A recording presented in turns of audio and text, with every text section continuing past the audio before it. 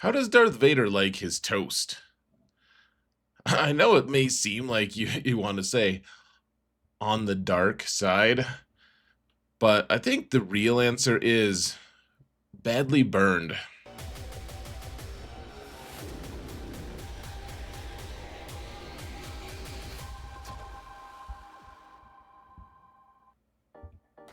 Hello everyone, and welcome to another episode of Zareth Prevails. Today we got another GAC recap. Last month I put one out for 5v5 and it had a pretty positive response. People liked the GAC recap, so we're gonna do it again. We're gonna use my alt account, Prevail Man, which is 10 million GP in Kyber 3, facing people with way more Galactic Legends than us, making them want to report us in GAC.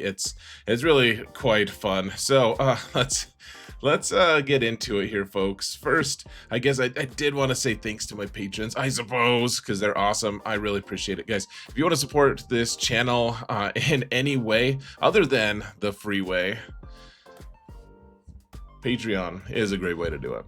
It's the link is in the video description. It is hugely appreciated, and my patrons are amazing. And folks, if you do want to support this channel for free, all you gotta do is hit that thumbs up button, like, subscribe, comment. Let's mount the algorithm, shall we? Just like, well, let's not give it away. Who mounts who in this GAC recap? No one knows. You may suspect, however. So we're facing someone at 2 million more GP than us, basically. I mean, maybe it's 1.8, I guess, if you really want to do the math. But you can see they have us beat pretty badly on mods, pretty badly on relics, and you can see my datacrons are better than him.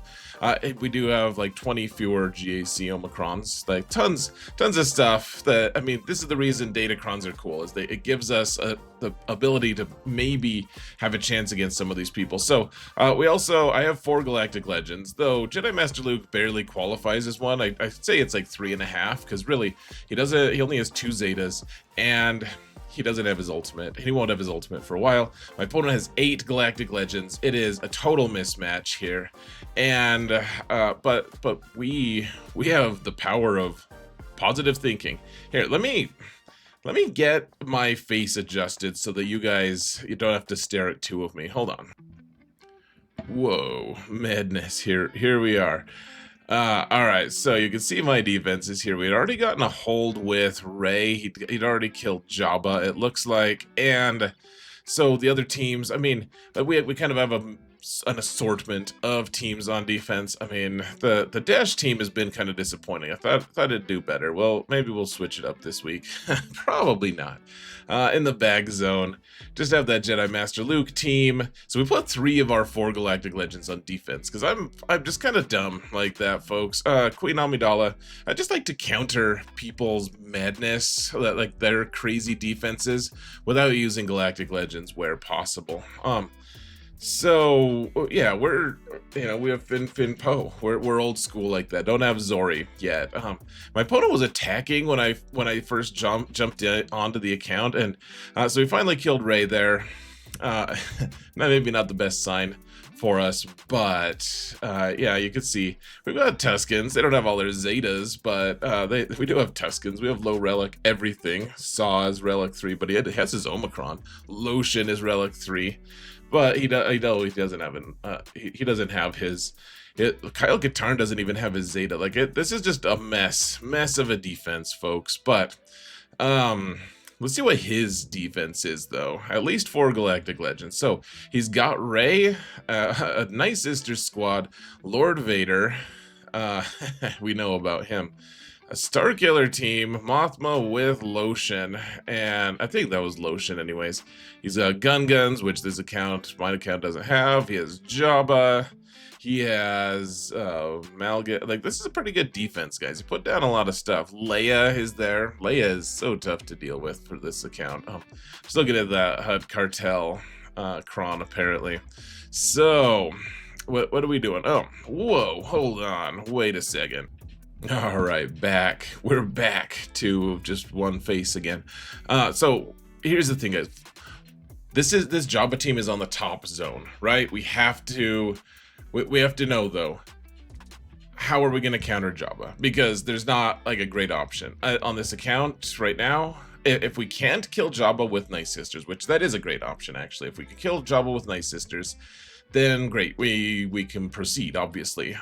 If we can't, we need to know right away. So even though he's on the top zone, and normally I say, oh, like clear the bottom zone first, because you want to know what's in the back zone, we have to know if we can actually kill this team with a cheap team, or if we're gonna have to use like Supreme Leader Kylo to kill it, in which case we're gonna have to find something else to take out that Leia, or maybe vice versa. You still use Supreme Leader Kylo on Leia, but find something else to beat Jabba. So we need to know right now how this is gonna go. Even though it's kind of counterintuitive, you need to do this first, just on like a tactical level. So you guys have seen my videos on how to do this. You've seen me do it before, but he does have the Hutt Cartel Cron, so they do a little bit better. You just hope that they don't focus down Merrin right away. Like you can mod them in a way that Merrin survives a mild amount of attention, even maybe a medium level of attention. But the real tension here, other than attention, is you don't want to. So Talzin, whenever you summon someone, like you do a basic and they assist, if you kill them with one of those either attacks or the assist from the dead person, if they kill a guy, then that person who assists comes back to life, and you don't want that. You want Merrin to have a perfect turn meter loop, right? So when they're about to just die, then you do a special with Merrin so that she can. So that they take a turn then, because you're not getting perfect turn meter at that point. And once you do that, they take turns, but they have so many stacks of plagues that in theory, Chrysanthemum and Boosh both die. Yeah, okay, I'm just looking at the Hutt Cartel Cron that he has, and we fast forwarded it because it takes a while. You hit auto basic once you get down to just Merrin and Jabba, and it's good enough, man. It's good enough. She's only Relic 3, folks. Merrin is level 3. Or Relic 3. So, the rest of them are Relic 3 as well. 62 banners. Not the best banners, but... and then my opponent kept attacking. Looks like he cleared some more stuff without fails. Not great. And then... he ends up clearing like most of my front zones, but neither full zone by the time I'm done. And then I'll show you guys the final results, of course. But he was attacking, and then he just kind of stopped after a while. Now, once again, folks, Leia is on the top zone, and once again, we need to know how that's going to go as well. Like, we have a couple key fights that we just don't have any wiggle room for. We don't have any other counters for Leia other than we could maybe use Bane. Bane might work to kill either Jabba or Leia, or clean one of them up. And then other than that, no other wiggle room. We have no other teams that can currently deal with them. And so the idea here is we need to use Kylo. And so I don't have Pointy Teeth Rey. She doesn't exist on this account yet. We still have a couple more months in order to for farming her in Conquest on this account. So the idea here is, first off, I used a turn meter cron because his Leia was faster than Kylo, and if she is faster, then she's gonna stealth Drogon, and we don't want Drogon to take a turn early on, if possible. We want to just avoid that. So that means we gotta stun him. Now, there's a lot of components that go on with this counter, and I kind of want to make a video on it, even though Pointy Teeth Rey will begin being the norm. So the idea here, folks, is first off, you go first, you stun Drogon, stun him, and then hopefully Leia sends her logs at you, and she does enough damage that it gives Armor 3 stacks of Beskar Ingot. When she does that, then if Armor can take a turn, hand the Beskar Ingots to Kylo, making him kind of functionally immortal in a lot of ways because he can't be crit. And so, see, they did enough damage to give Armor the stacks. And you can see Leia stealthed Drogon, which is why you want to get the stun in before Leia takes a turn, right? So, okay, Armor is gone, but she handed off her stacks of Beskar Ingot. So now Kylo does a couple awesome things. He counters when he's hit. You can see that, and he can't be crit by anything. So do the AoE, see how they all hit him, but they didn't do that much damage. So we're just trying to get to our maximum ultimate, which is not that tough to do because we're hitting them back. You can see every time they hit us, they're still doing a problematic amount of damage. I thought about stunning Drogon here just to get more stacks of the siphon so that he could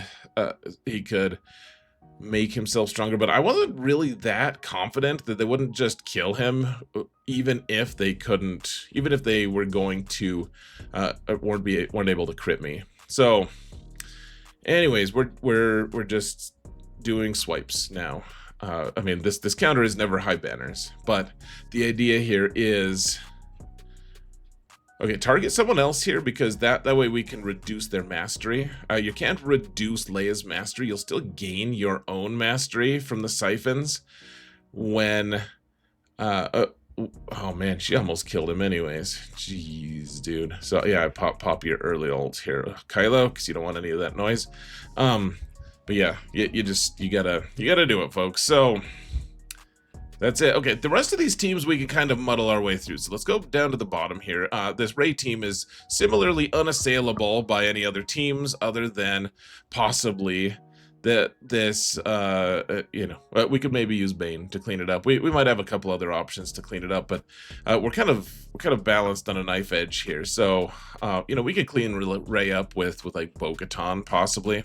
And honestly, this Jedi Training Rey version is pretty old school. Like it's just not that current. So, I mean, they let us kill Ben so easy. Like without Ezra or Baby Cal on the team, like this team is just pretty easy. Okay, so another Galactic Legend counter. This is one that a lot of people say is very low percentage, but I disagree. If there's Thrawn here instead of Royal Guard, yes, Thrawn will ruin this usually.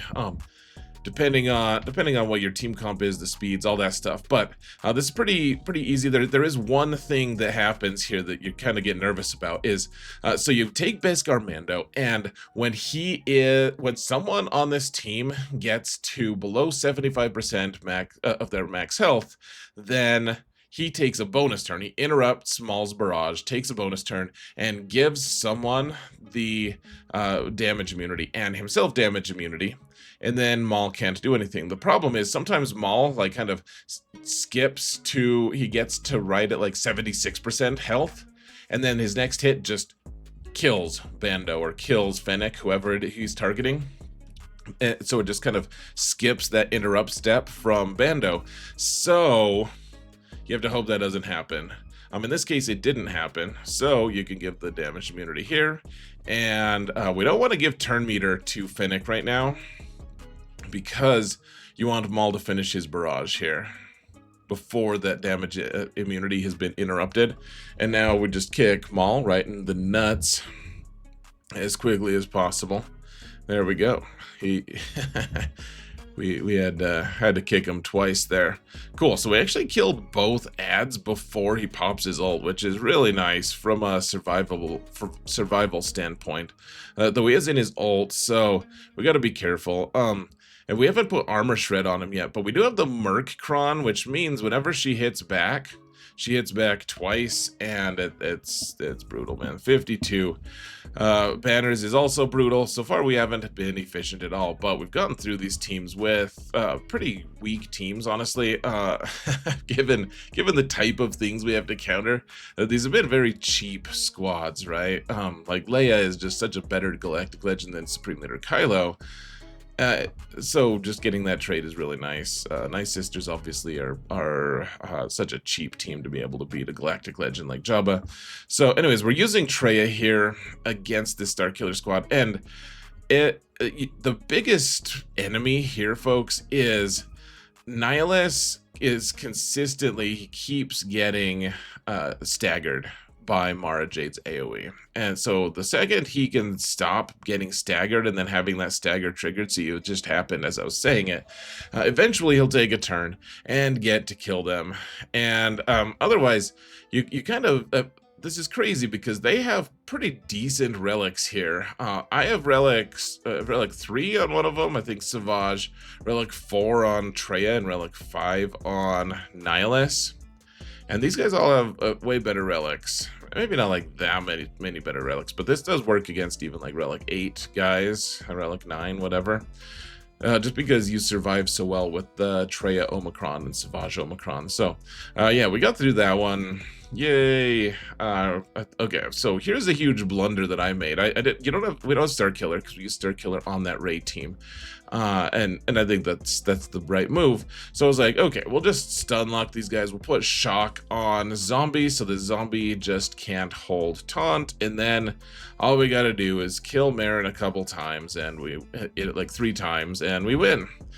And so we killed her once. Cool. We're about to kill her again here, actually. Pretty close to it. But then Mara Jade just dies of sadness because of all of those stacks of plague that have accumulated. And suddenly this is... so we killed someone else. And now if we could just get one more kill on Merrin, that's awesome. We kind of need that, actually, if possible. If we could get a kill on her.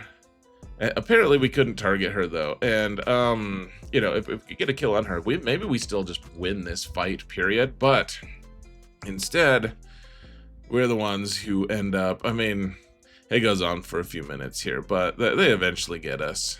No, sorry for the spoilers, folks, but it's very disappointing.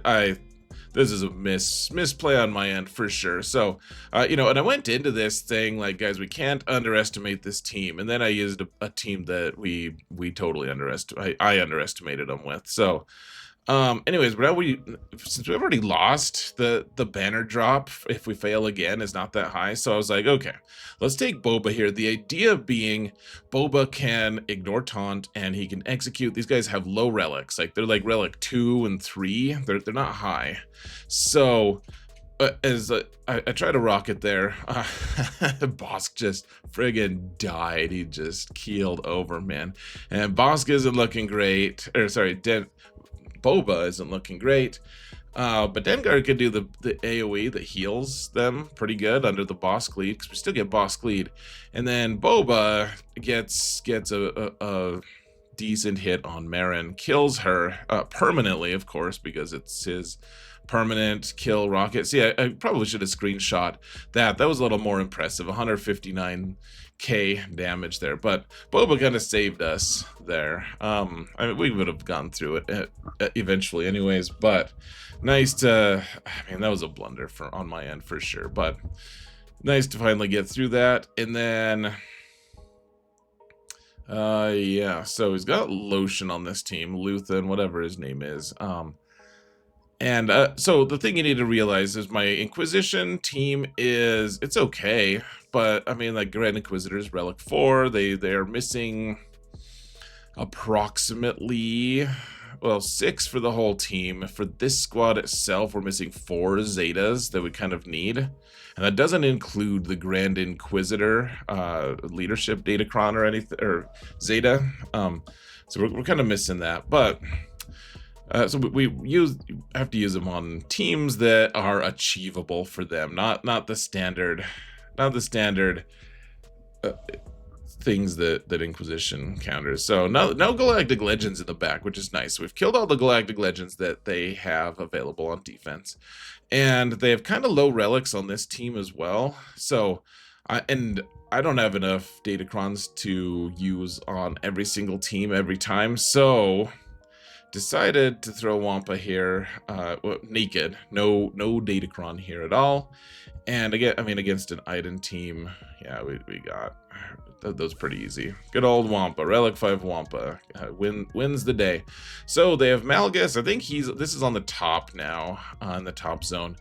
And he didn't put Malak here. I don't know why people, I guess people keep Malak for soloing people, I guess. I don't, in 3v3 Kyber 3, it just seems like a wishful thought. Like maybe he found a team of mine that he could solo with Malak. He probably did. I need to look at my defense results, but we do have the Jedi Cal Kron that helps because he gets his delete button 1 turn earlier than usual, but I don't think that would be a problem anyways.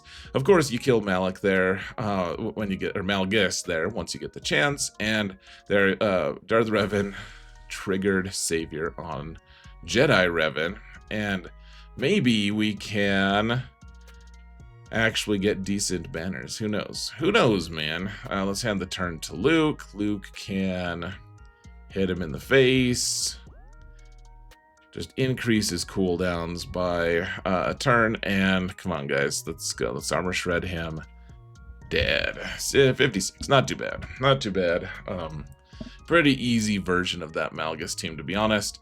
And then we still have Bo-Katan available, so we may as well. I have her second Omicron, which means she can target she could ignore taunt, so you just kill the shield generator, and then, I mean, this fight's so easy in 3s. Honestly, in 5s, it's not too bad anyways, but in 3s, it's pretty cake. So, the annoying buff or debuff, annoyance, whatever it's called, is annoying a little bit because you can't assist when you do it. So once IG-12, IG-12 can cleanse Bo-Katan, I guess, do it. I mean, it almost just plays itself. You guys don't really need a play-by-play, do you? Hunting frogs, man, who cares? Who cares about them? Probably delicious, though. I wonder if hollow table frogs, like hologram frogs, taste the same. That sounds dumb, because it is.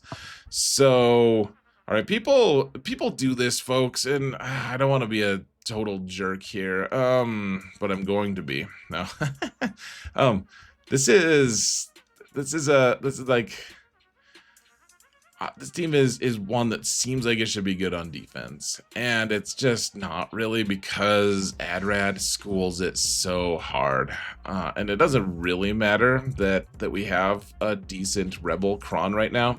It just beats this team every time. Like they have an Imperial Trooper Kron for that matter. So I mean, the thing you have to keep in mind about this team, folks, is you can make it so that they can't revive as long as you have that Rebel Spark buff, because it's an Empire team. So an Empire team that is good at reviving is just not going to work there. Okay, so he's Qui-Gon, and Qui-Gon actually poses a somewhat of a problem here because we're just starting to run out of good teams, honestly. So kill Qui-Gon. The really big thing here, look at Mace just taking the initiative for once in his life and killing a Sith. Good boy. Actually following through on killing a Sith. Yeah, I mean, he only had Mace on the team, though. He didn't have Ki-Adi-Mundi, making that team significantly easier. Now, he's got this weird Phoenix team. It's not very good. I mean, Captain Rex makes it okay, but it's just weird. Like, who's the third member of the team? You kind of need that taunt with Chopper or Kanan, but then you don't have any damage at all if you do that. And if you don't have the taunt, then like you can add some damage from Sabine or whatever. But I decided to use my Relic 5 Maul here. I used Sabine. I thought that'd be kind of fun. Just have Sabine help kill her old squad. It's kind of fun. But one way or another, I mean, that team seems like it would be decent on defense, and it just kind of isn't. It's only decent against people like me who don't have good. I don't have good teams available, kind of. So, all right.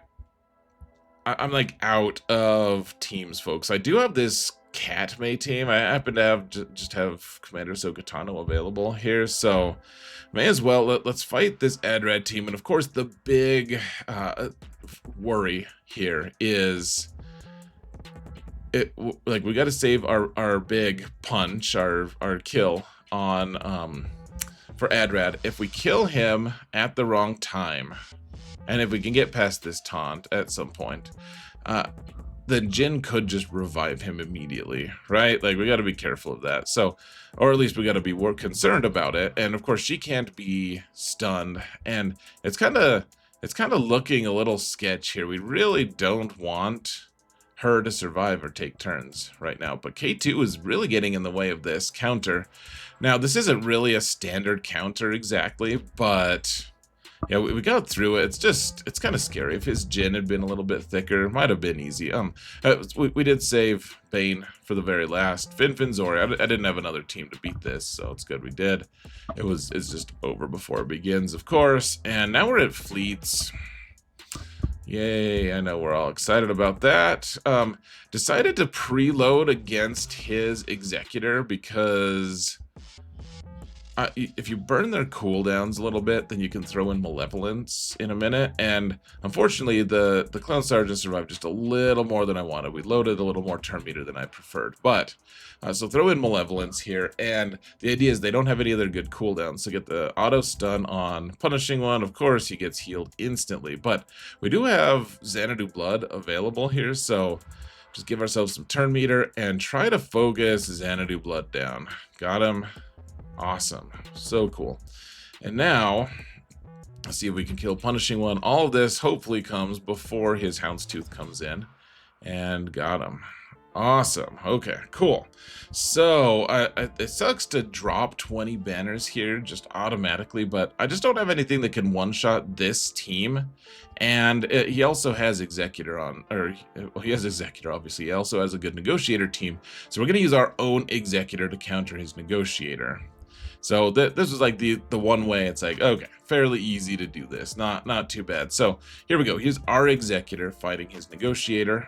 Remember, we don't have Leviathan on this account. He does. He apparently kept it for offense, which is great for us. And yeah, kill Anakin right away. If you can get the mark on him, pretty quick and easy, to be honest. And yeah, just keep going. We're about to kill Marauder here. Not too bad, honestly, folks. I mean, Negotiator beats Executor, but you have to know how to do it, and you can still lose that fight even if you do know how to do it. So it stands to reason that if you use Executor against an AI played Negotiator, you're gonna win pretty much every time. Try to get some banners back with that heal, and of course then they do a few AoE to take away some banners. Of course, we haven't been that efficient anyways, right? Like we dropped one to that Night Sisters team, and we also we intentionally failed on one, and then there's been 3 Galactic Legend counters that have cost us like 5 or 6 banners each anyways, which in 3s is quite a few banners. Even in 5s it's quite a few, really. It can be. So I wasn't sure at all about this one. Finalizer versus Chimera. Both of them used to be more central to the meta, and they're obviously not as much. They started with Defender on the board. So yeah, managed to at least kill the Defender right away, which was good. If you can get the stun on Defender and then kill it, then awesome. Nice. Okay. We got to go, guys. We did it. We killed a couple things. Of course, that TIE bomber can be a pretty big pain in the buttocks. But we did also managed to kill Darth Vader's TIE fighter before it. I think we got a stun on it early on, so it couldn't get any of the target lock stuff off on us. Which is good, because that target lock makes the TIE bomber permataunt, and you get stuck behind it. So, is this a super consistent counter? I don't really know, guys. I don't really know. I don't know if there's any data about this fight, to be honest, in Insights. This is just a weird team to find on defense. Probably an even weirder team to fight it with, but we just don't have good fleets on this account. So it is what it is, folks. We got the one shot. 67 isn't terrible for banners. So, ended up getting a full clear with, I mean, 2002, not too bad. Dropped a total of 80 banners. 40 of those were from actual drops, and then just rampant inefficiency was the cost of the rest. So here, let me show you guys the results. 1 second. And here we are. So I ended up getting the win, 2002 to 1624. And if you look at my defenses, let's see. So he used Kenobi to kill Jabba the Hutt. He used Jedi Master Luke to try to kill Rey. Failed with Rey with Ezra. Used Supreme Leader Kylo to kill it with terrible banners. And then, let's see, Inquisition had to be used to kill the Great Mothers. Good draw. Used Seer Malicos team to kill Dash. Gosh, that's crazy, actually. And then, let's see, Jedi Revan to kill Qui-Gon. That's a little cheaper than I preferred. Let's see. He used General Skywalker to kill Ewoks. Wow. And then, let's see, Bane to kill Saw Gerrera. He's using a lot of his really nice resources on pretty mid teams. Let's see. The Bo-Katan team beat my really bad General Skywalker team. Traya to kill Tuskens, great. On fleets, he killed Profundity with Leviathan, fine. Profundity, like, so we one shot. Malevolence lost to my Endurance fleet, which I thought was really funny. That's pretty hilarious. Finalizer also failed on it before Radis eventually. No, Radis even failed on it. His final attempt, he used Home 1 to clean it up. Holy cow. Okay. Well, pretty good sequence there. Let's see. Dash beat CLS. Good for him.